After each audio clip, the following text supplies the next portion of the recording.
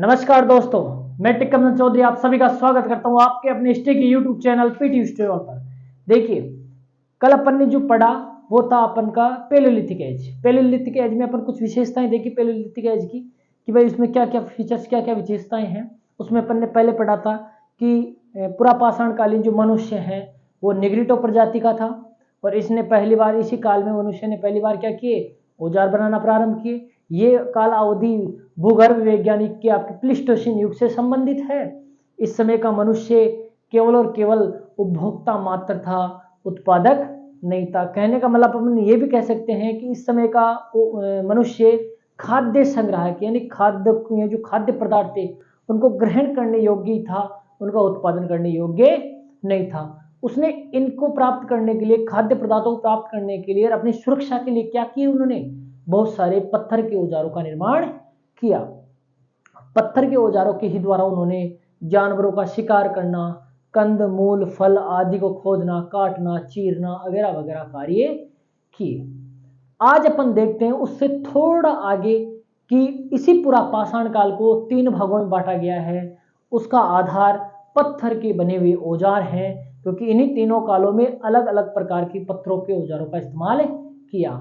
मनुष्य ने क्या किया इस टाइम पीरियड में, जैसे अपन पढ़ेंगे निम्न पुरापाषाण काल, तो निम्न पुरापाषाण काल के मनुष्य ने कोर औजारों का निर्माण प्रारंभ किया। फिर मध्य पुरापाषाण काल में मनुष्य ने फ्लैट औजारों का निर्माण प्रारंभ किया। तो देखते अपन ये होता क्या है, एक एक करके अपन एक एक पॉइंट पर डिस्कस करते हैं। देखिए, इसी पुरापाषाण काल को 3 भागों में बांटा गया है, पता है सभी को।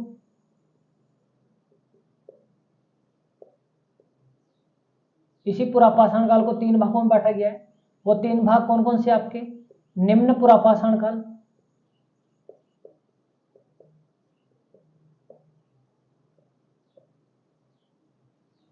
दूसरा आपका मध्य पुरापाषाण काल,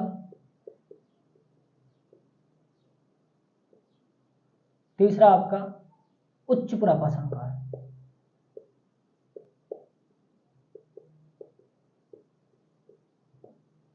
ठीक है, इनको बांटने का मुख्य आधार क्या रहा है, तो ध्यान रखिए, इनको बांटने का मुख्य आधार था पत्थर के बने औजार। किस आधार पर इनका डिवीजन किया गया, पत्थर के बने औजारों के आधार पर इनका डिवीजन किया गया। डिवीजन करने वाला सबसे पहले विद्वान एडवर्ड लार्टेट था। कौन था, कल ही पढ़ा अपन ने, एडवर्ड लार्टेट था। अब सबसे पहले पढ़ेंगे अपन निम्न पुरापाषाण काल के लोअर पेलियोलिथिक एज के बारे में। किसके बारे में पढ़ेंगे अपन, लोअर पेलियोलिथिक एज के बारे में पढ़ेंगे, यानी निम्न पुरापाषाण काल या पूर्व पुरापाषाण काल के बारे में पढ़ेंगे, उसके औजारों के बारे में पढ़ेंगे। देखिए, जो निम्न पुरापाषाण काल है उसको देखते हैं। सबसे पहले पहला पॉइंट तो ये क्लियर हो जाना चाहिए आपके बीच में, ये पुरापाषाण काल को 3 भागों में डिवीजन करने का आधार बेस क्या था, तो वो था पत्थर के बने औजारों का आधार पर। पत्थर के जो पाषाण स्टोन से बने औजार थे वो अलग अलग प्रकार के थे, अलग अलग तरीके से बनाए गए थे, उसके आधार पर। अब देखिए, आप एक चीज समझना, पहला पॉइंट अपना है कौन सा, निम्न पुरापाषाण काल। कौन सा है, निम्न पुरापाषाण काल, यानी लोअर पेलियोलिथिक एज। अब देखिए, इस काल में मनुष्य क्रॉड या कोर पर बने औजारों का उपयोग किया। किस पर बने औजारों का प्रयोग किया, क्रोड या कोर पर बने औजारों का प्रयोग करना प्रारंभ किया। और ये औजार है किस पत्थर से बने हुए थे, इनका निर्माण किस पत्थर से किया गया था, ध्यान रखना, क्वार्टर जाइट पत्थर। किस पत्थर से किया था, कौन से स्टोन से मनुष्य ने सबसे पहली बार पत्थर के औजार बनाना प्रारंभ किया, तो क्वार्टरजाइट नामक पत्थर का प्रयोग किया उसने सबसे पहले औजार निर्माण में। ठीक है, तो अपन ये कह सकते हैं कि मनुष्य द्वारा सबसे पहले औजार निर्माण किस पत्थर से किया गया था, वो था क्वार्टरजाइट पत्थर से, यानी प्रारंभिक मनुष्य के जो औजार बने थे वो किस पत्थर के बने हुए थे? क्वार्टजाइट पत्थर के बने हुए थे। अभी आप देखिए क्रोड या कोर क्या होता है। अब देखिए कोई भी मनुष्य था, उस समय का जो मनुष्य था, कोई भी अच्छा औजार बनाने के लिए, कोई भी औजार बनाने के लिए उसको सबसे पहले एक अच्छा सा उपयुक्त पत्थर चुनना पड़ता था। भाई हाँ, इससे मैं क्या बना सकता हूँ? पत्थर का औजार बना सकता हूँ। अब जब औजार पत्थर सिलेक्ट कर लिया गया है तो फिर उसके ऊपर एक बोटिकास में, जिसे पेबुल कहते हैं, क्या कहते हैं? पेबुल। अब आपने देखा होगा पेबुल क्या होता है? पेबुल होता है, आपने देखा होगा आपकी जो नदियों के किनारे जो बजरी आती है उसमें गोल गोल लोडियां आती है, गोल गोल पत्थर आते हैं जो एक तरीके से हथौड़ी की तरह दिखाई देते हैं। तो उनका इस्तेमाल किया इसने, क्या किया? पत्थर को तोड़ने के लिए, उसके कोर निर्माण करने के लिए। तो देखिए, यानी कहने का मतलब एक अपन ने पत्थर चुन लिया, कोई पत्थर था वो चुन लिया, ठीक है, और एक पेबुल का इस्तेमाल किया अपन ने। पेबुल क्या हुआ करता था? गोल जो पत्थर हुआ करते थे ना, नदियों के किनारे मिलते हैं अक्सर, ज्यादातर ये ज्यादा देखना, अक्सर आपके घर पर बजरी आई होगी कभी, है ना, सैंड आई होगी बनास की, तो उसमें देखा होगा आपने गोल गोल पत्थर आते हैं उनमें, तो उसका इस्तेमाल क्या किया उसने? इस क्वार्टजाइट पत्थर को तोड़ने के लिए किया। तो ये तो क्या था? पेबुल। क्या था? पेबुल, जिसे बोटिकास में कहते हैं। क्या कहते हैं? बोटिकास में, ठीक है। इसका प्रयोग करके इसने क्या किया? इस पत्थर के औजार को तोड़ने का काम किया। जैसे मान लो इसने इस पत्थर को तोड़ दिया,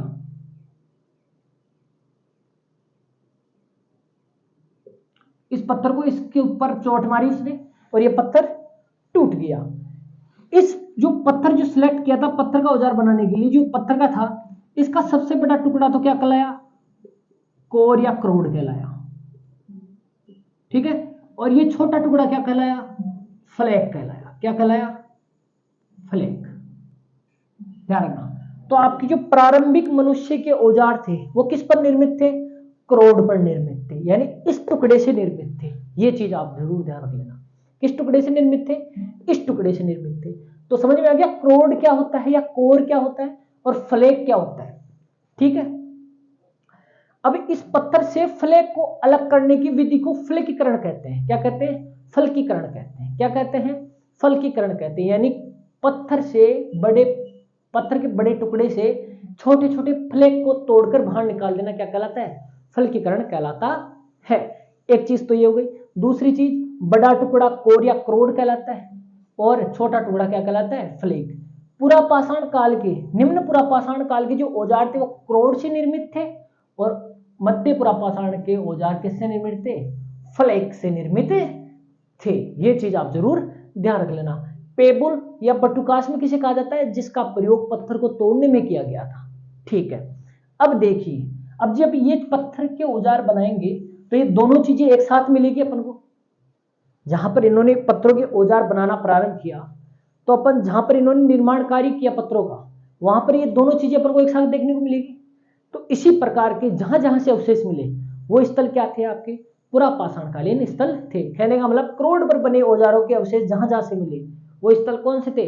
पुरापाषाणकालीन स्थल से, यानी ओल्ड स्टोन एज से संबंधित थे। जिसमें भी किस काल से संबंधित? निम्न पुरापाषाण काल से संबंधित। अब देखिए, क्वार्टरजाइट पत्थर का इस्तेमाल किया जाता था निम्न पुरापाषाण काल के मनुष्य के द्वारा किसके निर्माण में? पत्थर के औजार निर्माण में। अब देखो, इस काल के जो औजार थे वो दो प्रकार के थे। कितने प्रकार के थे? दो प्रकार के थे। दो प्रकार कौन कौन से? एक तो पेबुल उपकरण,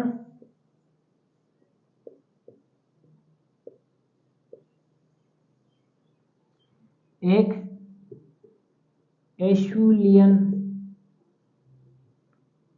उपकरण। एक क्या था? एशुलियन उपकरण था, ठीक है। एक उपकरण तो कैसे थे? पेबुल, और दूसरे एशुलियन उपकरण थे। पेबुल उपकरण क्या क्या आता है आपका? चोपर व चोपिंग। क्या आता है? चोपर व चोपिंग, यानी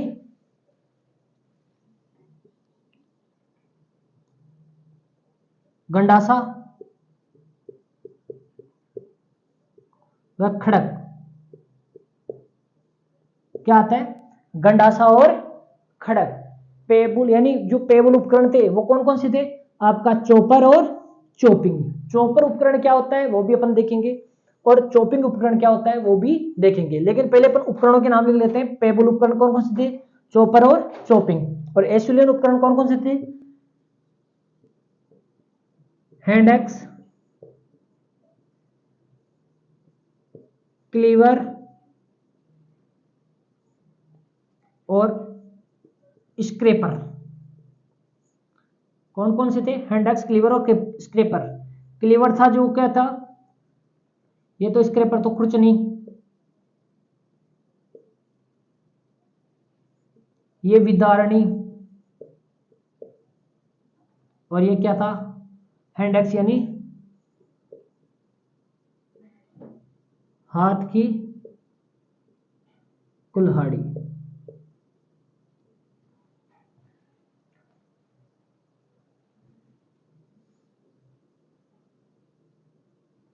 हाथ की कुल्हाड़ी यानी इस काल के मनुष्य ने, निम्न पुरापाषाण काल के मनुष्य ने ये 5 प्रकार के औजार बनाए। कितने प्रकार के औजार बनाए, मोटे तौर पर 5 प्रकार के औजार देखने को मिलते हैं, जिसमें chopper, chopping, hand axe, cleaver और स्क्रेपर नजर आते हैं।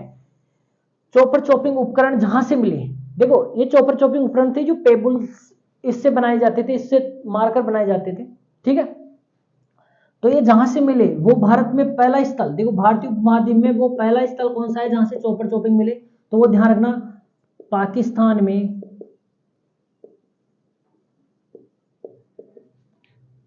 सोहन नदी घाटी। कौन सी नदी घाटी, सोहन नदी घाटी, पाकिस्तान में सोहन नदी घाटी।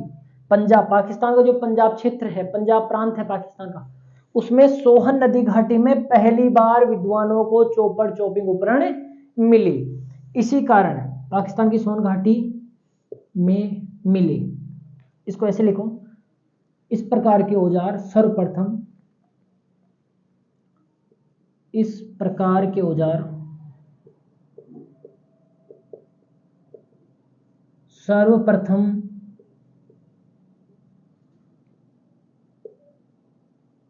सोहन नदी घाटी, सोहन नदी घाटी पाकिस्तान से मिले। इसी कारण इस उपकरण उद्योग को सोहन संस्कृति कहा गया। क्या कहा गया, सोहन संस्कृति। क्या नाम दिया गया इसको, इस कल्चर को, पत्थरों से बने इस कल्चर को क्या नाम दिया गया, सोहन संस्कृति कहा गया। क्योंकि देखो सोहन संस्कृति नाम क्यों दिया गया, आपने पढ़ा होगा कि देखो पुरातात्विक जो विधि है, जो पुरातात्विक जो सिद्धांत है, जो उनके जो रूल्स है, उन रूल्स के अकॉर्डिंग ये होता है कि जो स्थल सबसे पहले खोजा जाता है उसी के आधार पर क्या किया जाता है, सभ्यताओं का या कल्चर्स का नाम क्या किया जाता है, नामकरण किया जाता है। तो इसी आधार पर चॉपर चॉपिंग उपकरण यानी पेबुल उपकरणों के पहले प्रमाण कहां पर मिले, पाकिस्तान में सोहन नदी घाटी में मिले। क्या कहां पर मिले, पाकिस्तान में सोहन नदी घाटी में मिले। इस कारण इस पूरे उद्योग को, इस पत्थर से बने इस उद्योग को क्या नाम दिया गया, सोहन संस्कृति नाम दिया गया, यानी सोहन कल्चर नाम दिया गया। तो पूछा जा सकता है आपसे सीधा सीधा, सोहन कल्चर किन उपकरणों से संबंधित है, तो ध्यान रखना चॉपर और चॉपिंग। अब देखो चॉपर और चॉपिंग क्या होता है वो समझने की कोशिश करो। चॉपर होता है जिसके तरफ पत्थर को तोड़कर एक साइड धार बना दी जाए, ये अभी चॉपर उपकरण है, जो किससे बना हुआ है, क्रूड से बना हुआ है, ठीक है। चॉपर उपकरण जिसके क्या कर दी जाए, देखो एक साइड से धार बना दी जाए तो वो चॉपर उपकरण कहलाता है। चॉपिंग क्या होता है, जिसके दोनों तरफ धार नजर आए, दोनों तरफ धार नजर आए, ऐसे उपकरणों को क्या कहते हैं, चॉपिंग उपकरण कहते हैं। ध्यान रखना इस टाइम के उपकरण इतने स्पष्ट और सुंदर नहीं थे। कारण यह था कि जो प्रारंभिक मनुष्य था उसको औजार बनाने का इतना ज्ञान नहीं था, उसने केवल और केवल प्रैक्टिकल के तौर पर पत्थर को तोड़कर अपनी सुरक्षा के लिए, अपने खाद्य पदार्थ इकट्ठा करने के लिए इस प्रकार के उपकरणों का निर्माण किया। ठीक है, तो इस प्रकार चॉपर और चॉपिंग क्या है, चॉपर जिसके एक साइड धार दी हो और चॉपिंग जिसके दो साइड धार हो। ठीक है, यानी गंडासा और खड़क। अब देखिए एशुलियन उपकरण या हैंड एक्स, जिसमें कौन कौन आता है, हैंड एक्स आता है, क्लीवर आता है और स्क्रैपर आता है। हैंड एक्स यानी हाथ से पकड़कर बनाई गई कुल्हाड़ी। अब ये क्या होता है, ये एक तिकोना औजार है। कैसा औजार है, तिकोना। तिकोना का मतलब इस प्रकार का औजार है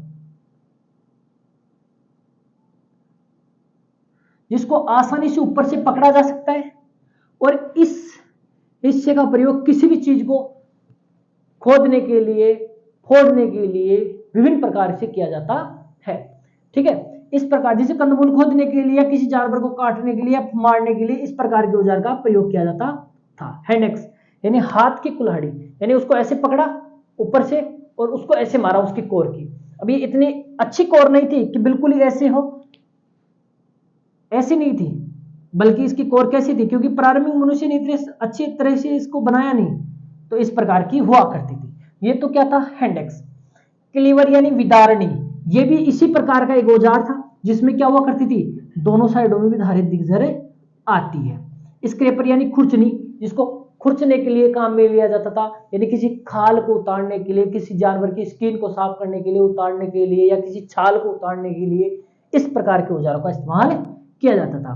इन्हें एशुलियन क्यों कहा गया, क्योंकि एशुलियन उपकरण एक खैबर मतलब हैंड एक्स निर्माण करने की एक सबसे प्योर तकनीकी है, जिसमें आपको अगर हैंड एक्स बेडोल और भद्दे हो तो उसे क्या कहेंगे, एबी वेली कहते हैं। क्या कहते हैं, एबी वेली। लेकिन वही हैंड एक्स अगर सुंदर और अच्छी तरह से बनाए गए हो तो उसे क्या कहेंगे, एशुलियन उपकरण कहेंगे।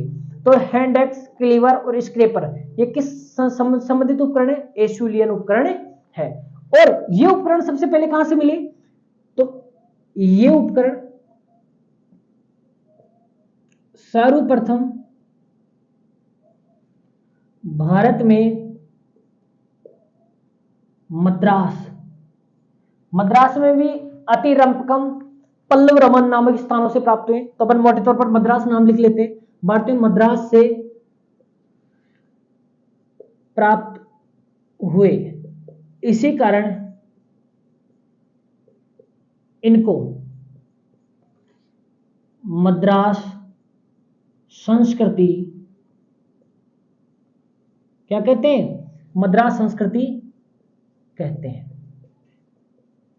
क्या कहते हैं, इस प्रकार के औजारों की जो संस्कृति दिखाई देती है उसे क्या कहा जाता है, मद्रास संस्कृति कहा जाता है। मद्रास वर्तमान में जो आपका चेन्नई है उसे पहले मद्रास के नाम से जाना जाता था। इतनी सी चीज ध्यान रखना। तो इसके पहली बार औजार एशुलियन उपकरण के, ये हैंड एक्स, क्लीवर और स्क्रैपर के औजार कहां पर दिखाई देते हैं अपन को, भारत में सबसे पहले कहां पर मिले, मद्रास से मिले। मद्रास में भी अतिरंपकम और पल्लव रमन नामक स्थानों से मिले थे। इसी कारण इसको क्या नाम दिया गया, मद्रास संस्कृति नाम दिया गया।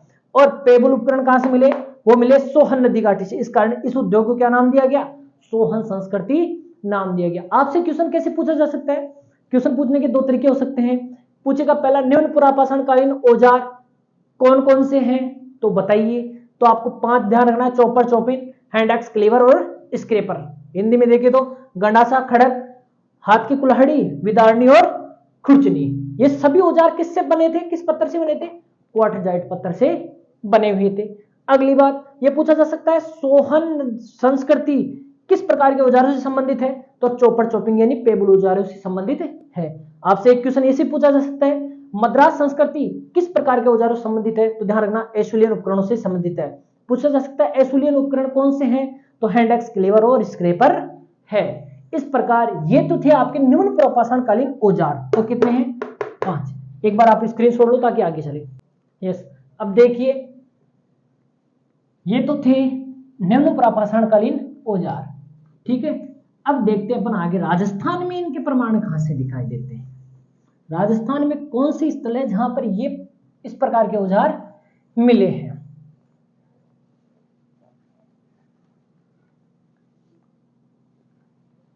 तो देखिए पहले तो अपन को राजस्थान का मैप पता होना चाहिए। राजस्थान के अभी तक मैप में तो बहुत बदलाव कर दिए गए हैं।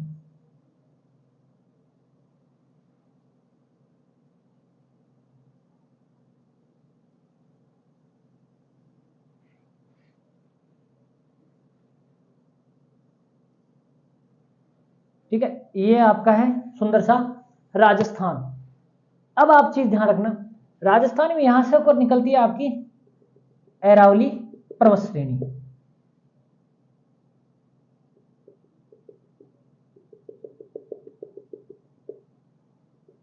ये क्षेत्र किसका है? आपकी अरावली का है।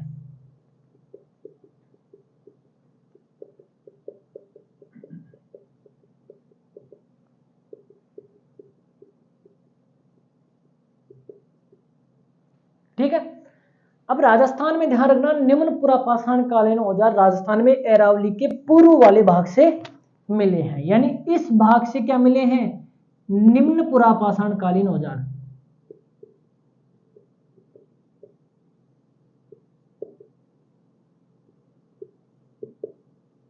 कहां से मिले हैं? ये अरावली के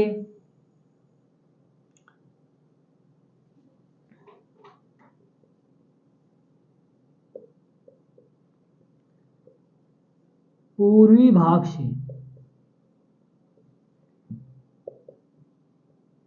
मिले हैं, यानी राजस्थान में निम्न पुरापाषाण कालीन औजार अरावली के किस भाग से मिले हैं? पूर्वी भाग से दिखाई देते हैं। अरावली और अरावली के पूर्वी भागों में औजार ज्यादा दिखाई देते हैं। अब ध्यान रखना, जो निम्न पुरापाषाण कालीन थे राजस्थान में, देखिए आप सभी को पता है राजस्थान में पुरापाषाण कालीन औजार यानी पुरातात्विक सर्वेक्षण का कार्य तो सबसे पहले किसने किया? सभी को पता है, एसीएल कार्लाइन ने किया। और वो कब किया? 1871 से 78 के मध्य जो किया तो उसने दौसा में उसके आसपास के क्षेत्र की पहाड़ियों में क्या किया था? खोजबीन की। लेकिन अगर निम्न पुरापाषाणकालीन औजार खोजने का कार्य यानी औजार सबसे पहले किसको मिले वो देखते हैं, तो ध्यान रखना राजस्थान में इस काल के, किस काल के? निम्न पुरापाषाण काल की औजार खोजने वाला सर्वप्रथम C.A.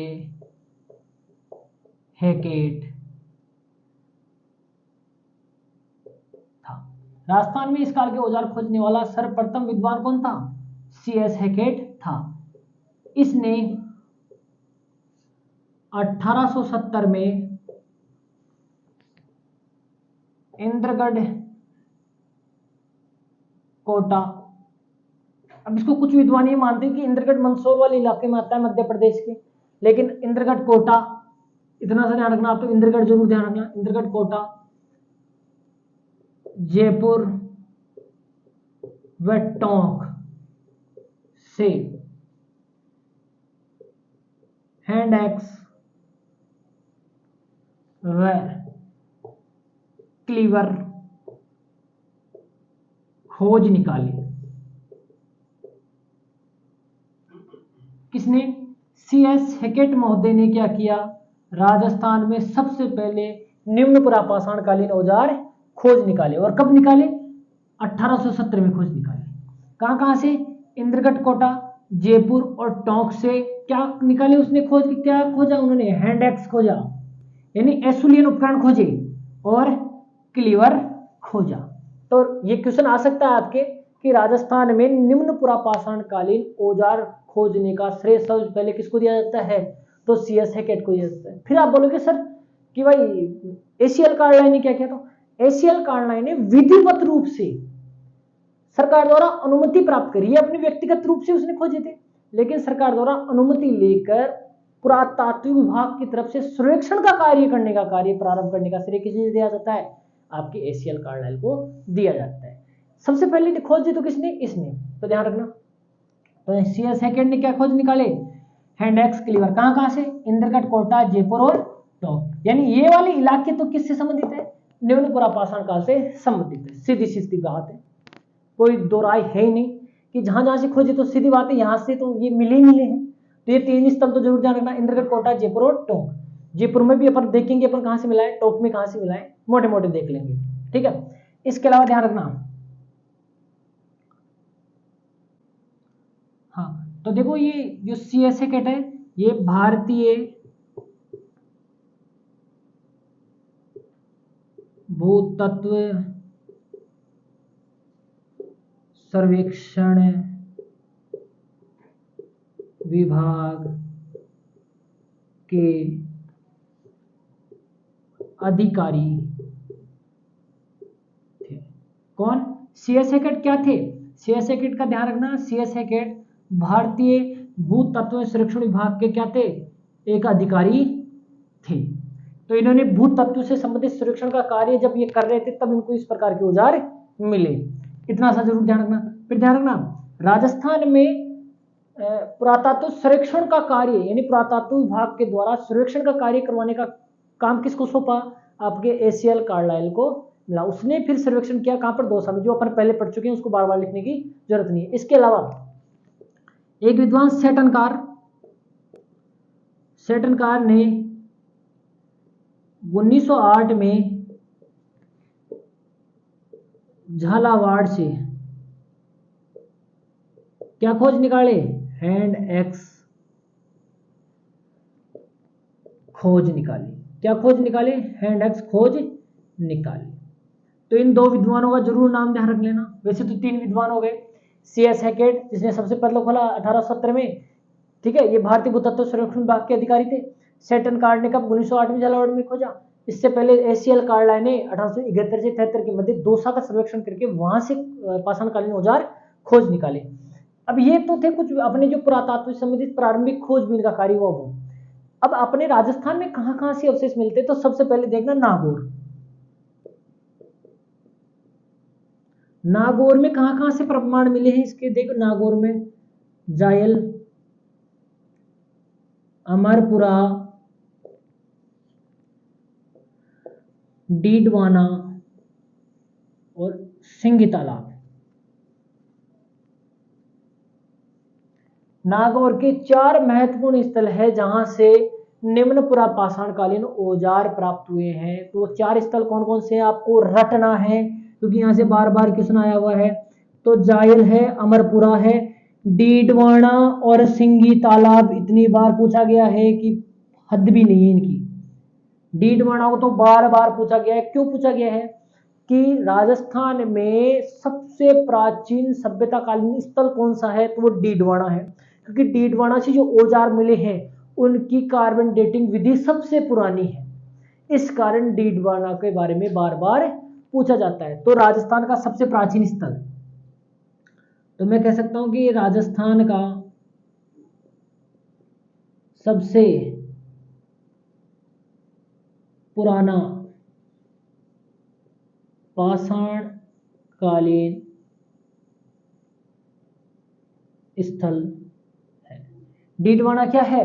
राजस्थान का सबसे पुराना पाषाणकालीन स्थल है। और वो पाषाण काल भी कौन सा है? निम्न पुरापाषाण काल से संबंधित। अब यहाँ पर एक चीज जरूर ध्यान रखना, डीडवाना और सिंगी तालाब इन दोनों स्थलों से पुरापाषाण काल के 3 चरणों के अवशेष मिलते हैं। 3 चरण कौन कौन से? निम्न, मध्य और उच्च। इन तीनों के प्रमाण कहां कहां से मिलते हैं? इन दोनों स्थलों से मिलते हैं। यानी यहां पर पाषाणकालीन सभ्यता का क्रमिक विकास देखने को मिलता है। क्या देखने को मिलता है? स्टेप बाय स्टेप डेवलपमेंट होने की नजर आता है। वो कहां से? डीडवाना और सिंगी तालाब। इतना सा जरूर ध्यान रख लेना कि डीडवाना और सिंगी तालाब से यहां से निम्न, मध्य व उच्च पुरापाषाण काल के अवशेष मिलते हैं। कहां कहां से? डीडवाना और सिंगी तालाब से। अब देखो, डीडवाना और सिंगी तालाब ये दोनों स्थल अपन निम्न पुरापाषाण काल में पढ़े, मध्य पुरापाषाण काल में पढ़ना पड़ेगा। क्यों? क्योंकि ये दोनों स्थल, इन स्थलों से क्या मिले हैं? मध्य पुरापाषाण काल के भी अवशेष मिले, और उच्च पुरापाषाण काल में भी इन दोनों स्थलों को पढ़ना पड़ेगा। क्यों? क्योंकि यहां से उच्च पुरापाषाण काल के भी अवशेष मिले। तो नोट लगाकर लिख लेना कि इन दोनों स्थलों से निम्न, मध्य और उच्च पुरापाषाण कालीन 3 चरणों के क्रमिक अवशेष मिले हैं। इसलिए ये दोनों स्थल बड़े महत्वपूर्ण है और अक्सर यहां से बार बार क्वेश्चन पूछा गया है। तो जो जो सबसे महत्वपूर्ण होंगे वहां पर मैं आपको बता दूंगा, और कहां कहां से क्वेश्चन आए हैं तो ये चीज ध्यान रखना। नागौर में कहां पर? जायल, अमरपुरा, डीडवाना और सिंगी तालाब। यहाँ पर डीडवाना सबसे पुराना पाषाणकालीन स्थल है, क्योंकि यहाँ पे सबसे पुरानी कार्बन डेटिंग स्थल मिले हैं। एक बार स्क्रीनशॉट ले लो। अब देखिए और कहां कहां से मिले निम्न पाषाणकालीन औजारों के अवशेष। पहला तो अपन ने पढ़ा नागौर। नागौर में कहां कहां पर, जायल, अमरपुरा, डीडवाना और सिंगी तालाब, ये चारों स्थल आपको याद होने चाहिए। ठीक है, और कहां से मिले राजस्थान में, तो ध्यान रखना निम्न पाषाणकालीन औजार तो आपको मिलेगा पहला जोधपुर में, और क्या मिला है जोधपुर में, कहां से, मोगरा के पठार से, मोगरा पठार कहां से मिला है, मोगरा पठार। ये भी चीज आप ध्यान रख लेना, वो पूछेगा सीधा सीधा मोगरा पठार किस पुरातात्विक या किस संस्कृति संबंधित है, तो पाषाणकालीन या पुरापाषाणकालीन स्थल या निम्न पुरापाषाणकालीन। अब यहां पर ध्यान रखना मोगरा पठार से, यहां से भी निम्न, मध्य व उच्च पुरापाषाण काल के अवशेष मिले हैं। कहां कहां से, निम्न, मध्य और उच्च पुरापाषाणकालीन अवशेष मिले हैं। कहां से, मोगरा के पठार। मोगरा पठार कहां, जोधपुर में। ठीक है, अगला है आपका, ध्यान रखना, चित्तौड़।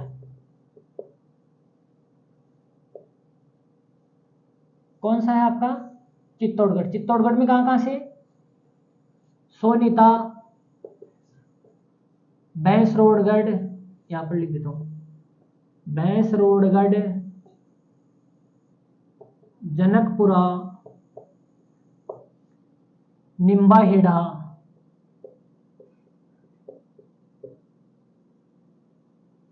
कहां कहां से, सोनीता, भैंसरोडगढ़, जनकपुरा, निम्बाहेड़ा से क्या मिले हैं, आपके चित्तौड़गढ़ से निम्न पुरापाषाणकालीन अवशेष मिले हैं। इतना से ध्यान रखना। तो मैं ये मोटे तौर पर ये कह सकता हूं कि बेड़च,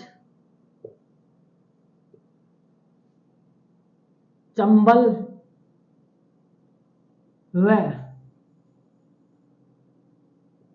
कादमली नदी घाटी क्षेत्र किससे संबंधित है, निम्न पुरापाषाण काल से संबंधित है। यहां पर जो बेड़च नदियां, बेड़च, गंभीरी, कादम्बली की जगह आप लिख लो गंभीरी, बेड़च, चंबल व गंभीरी, ये इसी की सहायक कादम्बली नदी घाटी है, या आपस में एक दूसरे की सहायक नदियां हैं, ध्यान रखना, कंफ्यूज मत होना। तो बेड़च, चंबल और गंभीरी नदी घाटियों के क्षेत्रों में क्या मिले हैं, निम्न पुरापाषाणकालीन अवशेष मिले हैं। आपको वो नदी क्षेत्र भी दे सकता है, इतना सा जरूर ध्यान रखना, क्या दे सकता है, नदी क्षेत्र। तो बेड़च, चंबल और गंभीरी नदी घाटियों में भी क्या मिले हैं, इतना सा और ध्यान रखना। चित्तौड़गढ़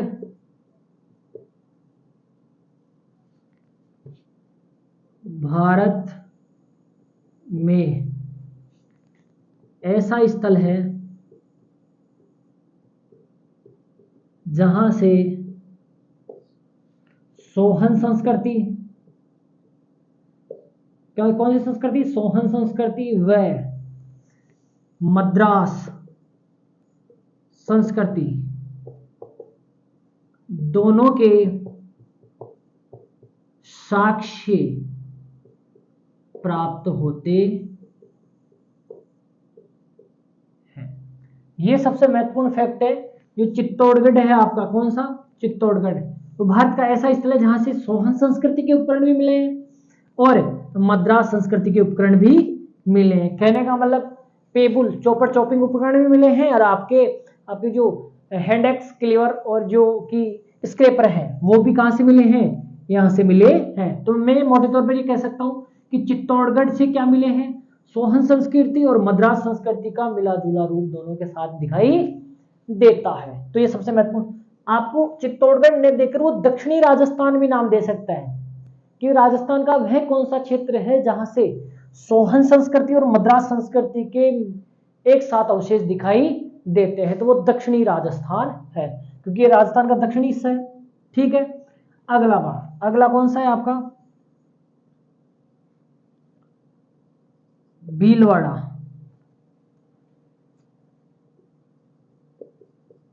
भीलवाड़ा, भीलवाड़ा में कहां से, मंडफिया, कहां से, मंडफिया और बिंगोद, ये दो स्थल ध्यान रखना, मंडफिया और बिंगोद। ठीक है, इसके अलावा आप अजमेर, अजमेर में कहां पर, सॉरी गोविंदगढ़,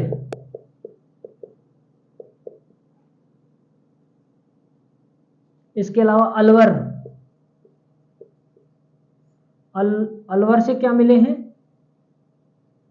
अलवर में कौन सा, भानगढ़। ये आपके महत्वपूर्ण है। जोधपुर में कहां से, मोगरा का पठार मिला है, मोगरा के पठार से तो निम्न, मध्य और उच्च तीनों चरणों के अवशेष मिलते हैं। और चित्तौड़गढ़ में सोनीताप, भैंसोटगढ़, जनकपुरा, निम्बाहेड़ा, यहां पर मुख्य रूप से बेड़त, चंबल और गंभीरी नदी घाटियां, घाटी क्षेत्र से क्या मिले हैं, निम्न पुरापाषाणकालीन अवशेष मिले हैं, जिनमें भी चित्तौड़गढ़ तो ऐसा स्थल है जहां से सोहन संस्कृति और मद्रास संस्कृति यानी चॉपर, चॉपिंग, हैंड एक्स और क्लीवर और स्क्रेपर सभी के प्रमाण नजर आते हैं। इसके अलावा भीलवाड़ा में मंडपिया और विंगोद, अजमेर में गोविंदगढ़, अलवर में भानगढ़, इन सभी स्थलों से क्या प्राप्त हुए अपन को, निम्न पुरापाषाणकालीन या मोटे तौर पर मैं कहूं तो पुरापाषाणकालीन औजार प्राप्त होते हैं। आपको निम्न पुरापाषाण, मध्य पुरापाषाण या उच्च पुरापाषाण नाम न देकर वो सीधा ऐसे भी दे सकता है, क्योंकि ये पुरापाषाण काल के पार्ट है, तो आपको सीधा पुरापाषाण काल के बारे में पूछ सकता है। तो जब पुरापाषाण के बारे में पूछे तो ये सभी हैं। ठीक है, मध्य पुरापाषाण काल के भी इसी पुरापाषाण काल में आएंगे। इस प्रकार जो ये है क्षेत्र, यहाँ से क्या मिले हैं आपको, अपन को राजस्थान में बड़ी मात्रा में निम्न पुरापाषाणकालीन अवशेष मिले हैं। आगे का जो अगला पार्ट होगा वो आपकी अगली क्लास में होगा। आपको ज्यादा से ज्यादा और बढ़िया आपको चाहिए तो आप देखिए, आपको किसी प्रकार की क्वेरी हो, कोई भी आपको डाउट हो तो आप जरूर कमेंट सेक्शन में बताइए। ठीक है, और आपको किसी प्रकार का कोई भी आपको प्रॉब्लम आ रही हो, वो सर आवाज़ की, तो देखिए कई बार हो सकता है कि आवाज़ की प्रॉब्लम हो सकती है, क्योंकि इंस्ट्रूमेंट में कभी भी गड़बड़ी हो सकती है। तो ऐसे में आप जरूर ध्यान रखिए, बताइए हमको, ताकि अपन इन चीज़ों को सॉल्यूशन करें। और आप मन लगा के पढ़िए। हमारा तो उद्देश्य ये है कि आप तक इतिहास के उन सभी पहलुओं से रूबरू कराना आपको जो आपने कभी सुने भी नहीं है। आपने संभवतः कहीं कोचिंग कर रहे हैं तो आप एक बार देखना कि ये चीज़ें आपने पढ़ी है क्या। ये net, JRF, assistant professor, UPSC, RPSC सभी लेवल के एग्जामों के लिए सबसे महत्वपूर्ण मैटर है। ठीक है, जैसा कि आप और बाकी कल पढ़ेंगे। जय श्री राम, खम्मा गढ़ी।